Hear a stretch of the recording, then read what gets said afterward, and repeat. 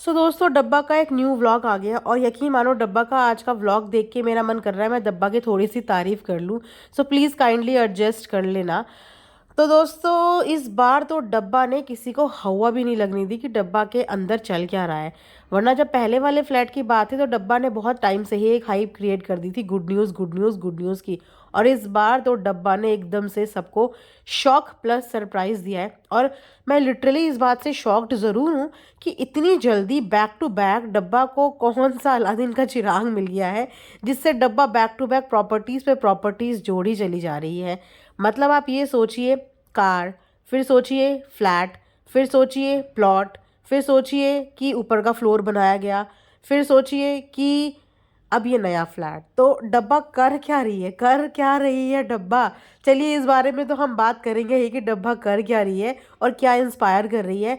उससे पहले डब्बा की जो चीज़ मुझे अच्छी लगी उसको मैं हाईलाइट ज़रूर करूँगी। तो आज मुझे अच्छा लगा डब्बा ने जिस तरीके से बिरयानी खरीदी और गरीब बच्चों को बांटी। पहले भी मैंने डब्बा को ये इनिशिएटिव लेते हुए देखा है कि डब्बा ने कई बार बच्चों को खाना खिलाया है और डब्बा का ये जेस्चर मुझे अच्छा लगता है। और इस चीज़ में मैडम से कंपेयर करते हुए मैं ये ज़रूर बोलूँगी कि डब्बा ने दिखावा नहीं किया। उन्होंने अगर बिरयानी बाहर से ली तो उसने ये दिखाया कि हाँ मैंने बिरयानी बाहर से ऑर्डर। और इससे पहले भी जब जब डब्बा ने बाहर बच्चों को खिलाया है तब तब बिरयानी बाहर से ही आई है। तो उसने इस चीज़ में ट्रांसपेरेंसी रखी। और साथ ही साथ ये भी मुझे अच्छा लगा कि जब वो पानी की बोतल लेके आनी भूल गई थी तो उसने पानी की बोतल ली और वो बच्चों को बांटी। देखो जो चीज़ अच्छी होती है उस चीज़ की तारीफ करने में बिल्कुल भी मैं तो कंजूसी देखो करती नहीं हूँ। तो यहाँ पे मुझे ये तो नज़र आया कि हाँ डब्बा को ये देख के समझ में आ रहा है कि उसकी भाभी से क्या गलतियाँ हो रही हैं और उसको अपने व्लॉग में कौन सी गलतियों पे काम नहीं करना है और कौन सी गलतियों को सुधारना है। उसके साथ ही साथ अब बात करते हैं डब्बा के इन्वेस्टमेंट के बारे में। तो देखो वैसे तो इनकी भाभी ज्ञान की पूरी देवी बनती हैं, इतने बड़े बड़े लंबे लंबे चौड़े चौड़े लेक्चर देती है, बट मुझे लगता है कि डब्बा लेक्चर में बिलीव नहीं करती है, डब्बा करने में बिलीव रखती है। इसीलिए डब्बा बैक टू बैक बहुत अच्छे से झटका दे रही है अपने फैमिली वालों को।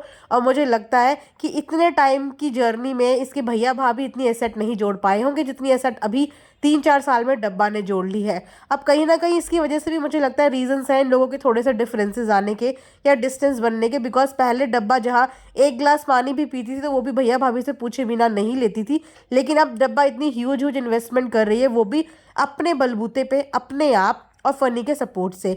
और इस बार तो उन्होंने फनी को इतना खुल के सपोर्ट किया, इतनी फनी की तारीफ करी है, अपने ससुराल वालों की इतनी तारीफ करी है। वैसे पहले डब्बा सिर्फ और सिर्फ तारीफ करती थी अपने भैया भाभी की, हर छोटी बड़ी चीज़ों में वो सिर्फ भैया भाभी भैया भाभी भैया भाभी करती थी।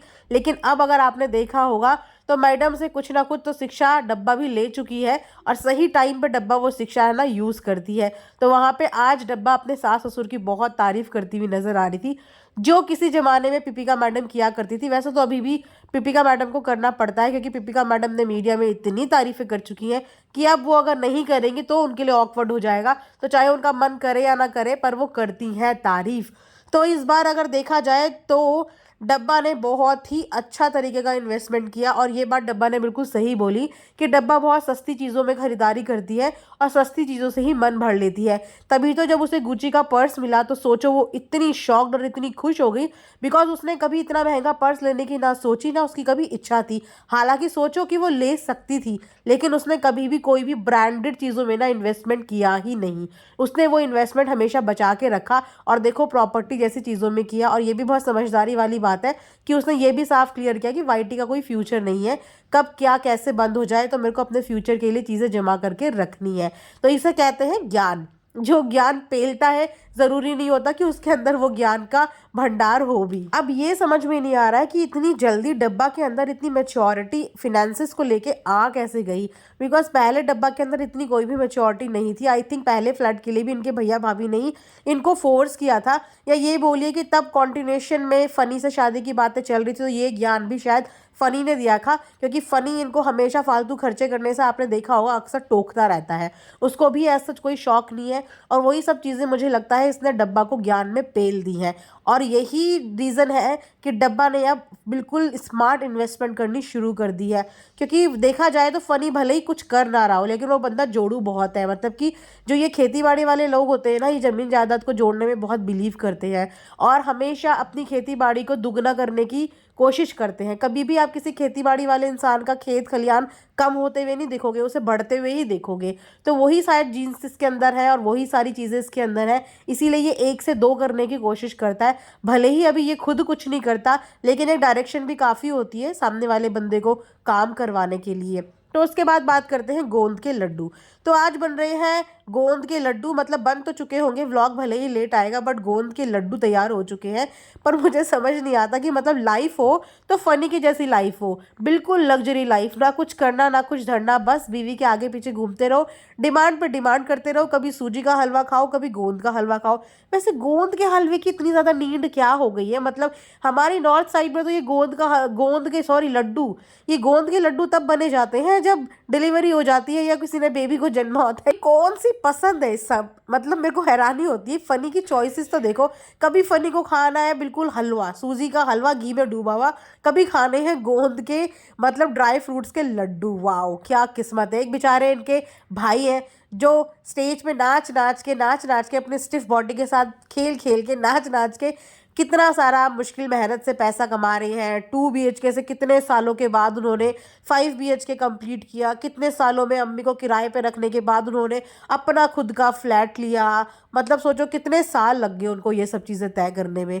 और यहाँ पे फनी को बिना कुछ करे हुए प्रॉपर्टी पे प्रॉपर्टी भी मिल रही है और बिना कुछ करे हुए बढ़िया बढ़िया बैठे बैठे खाना भी मिल रहा है। तो ये कहते हैं किस्मत। अब सवाल पैदा ये होता है कि जब ये लोग फ्लैट का होम टूर करवा रहे थे तो ये यही बोल रहे थे कि यहाँ पे सेल्फी भी खिंच जाएगी, यहाँ पे ये चीज़ें हो जाएगा। तो क्या इनका मोटिव यहाँ से शिफ्ट होने का है?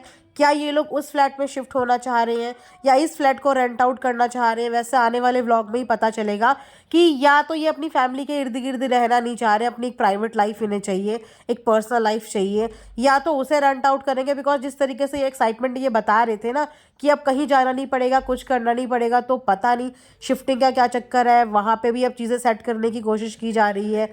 तो देखते हैं आने वाले व्लॉग पे डब्बा बता ही देगी कि क्या उनका फर्दर प्लान्स हैं। वैसे डब्बा को चालू आप ही ऐसे ही नहीं कहते। सोचो कि डब्बा जब अपने इंडिविजुअल के लिए 2-2, 3-3, 4-4 प्रॉपर्टीज ले सकती है, जोड़ सकती है, बना सकती है, तो इतने टाइम से जो इनकी अम्मी किराए पे रह रही थी, उस अपनी अम्मी को सर पे छत रखने के लिए डब्बा ने कभी भी कोई कंट्रीब्यूशन क्यों नहीं दिया, जबकि डब्बा कर सकती थी। अगर देखा जाए तो डब्बा को व्लॉगिंग के जरिए जितनी भी इनकम होती है, इसमें सारी फैमिली का कंट्रीब्यूशन है। जैसे कि फनी ने ये बात क्लियर करी कि फैमिली का एक एक मेंबर इंपॉर्टेंट है, बिकॉज उसी से मिलके एक फैमिली बनती है और उसी से एक फैमिली व्लॉगिंग कंप्लीट होती है। अगर सब इनके व्लॉग में आने से छोड़ दे या आना मना कर दे तो क्या डब्बा अकेले कुछ व्लॉग बना सकती है? कुछ भी नहीं। तो उसके हिसाब से तो इन्हें अपनी अम्मी के लिए कंट्रीब्यूशन देना चाहिए था।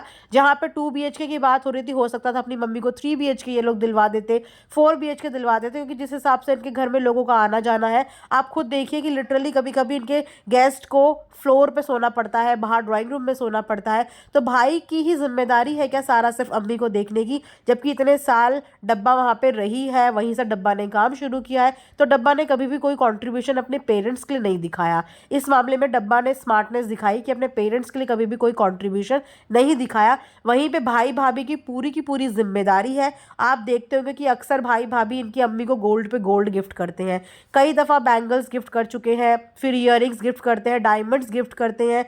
तो उन बेचारों का तो मुझे लग रहा है गिफ्ट देने में ही आधे पैसे ऐसे ही चले जाते हैं, और डब्बा वहाँ पे गिफ्ट के नाम पे कुछ भी ऐसा खास नहीं देती कि हाँ उन्होंने कोई ऐसा गिफ्ट दिया हो महंगा सा। यहाँ तक कि मुझे नहीं लगता कि मुहान को भी उन्होंने कोई अच्छा सा गोल्ड का कोई गिफ्ट लेके दिया हो, जैसे होता है देना बनता है। वैसे तो बुआ का अच्छा सा कुछ गिफ्ट तो देना बनता था, उनका एक ही भतीजा है, लेकिन ऐसा मैंने तो देखा नहीं। हो सकता है मैंने व्लॉग में कुछ मिस किया हो, तो आप लोग कमेंट सेक्शन में बताना। तो डब्बा यहाँ पे बहुत ही जोड़ू इंसान है और वो बस जोड़ रही है, खर्चा कम कर रही है, जोड़ ज़्यादा रही है। मासूम सा चेहरा दिखा के मुझे लग रहा है घर वालों को यही बोलती होगी कि है ही नहीं, है ही नहीं। अब थोड़ा तरस इस बात पे भी आ जाता होगा कि इसका तो आदमी भी कुछ नहीं करता, इसका तो हस्बैंड भी कुछ नहीं करता, लेकिन डब्बा सब कुछ, डब्बा का हिसाब किताब बिल्कुल परफेक्ट चल रहा है। तो चलिए, हो गई डब्बा की आज बहुत ज़्यादा तारीफ। इससे ज़्यादा अगर मैं करूँगी तो मुझे लगता है कि मुझे रात को नींद ही नहीं आएगी कि ये मैंने क्या तारीफ कर दी। तो आप लोग भी कमेंट सेक्शन में बताना कि डब्बा की ये फ्लैट वाली न्यूज़ सुन के आप हैप्पी हो, आप जेलस हो, आप शॉक्ड हो, आप सरप्राइज हो, क्या फीलिंग आपके अंदर आ रही है? मतलब मुझे इस समय ये फीलिंग आ रही है कि विदाउट एनी एजुकेशन, बिना किसी पढ़ाई लिखाई के आज डब्बा मतलब इन्वेस्टमेंट पे इन्वेस्टमेंट कर रही है, एसेट्स पे एसेट्स जोड़ रही है। क्या इंस्पायर कर रही है पब्लिक को? ये इंस्पायर कर रही है कि भैया पढ़ो मत, लिखो मत, फालतू का खाते रहो, कंट्रोवर्सी करते रहो और उसके बाद कमाते रहो और इन्वेस्टमेंट पे इन्वेस्टमेंट, एसेट्स पे एसेट्स जोड़ते रहो। बहुत ही इजी लाइफ है।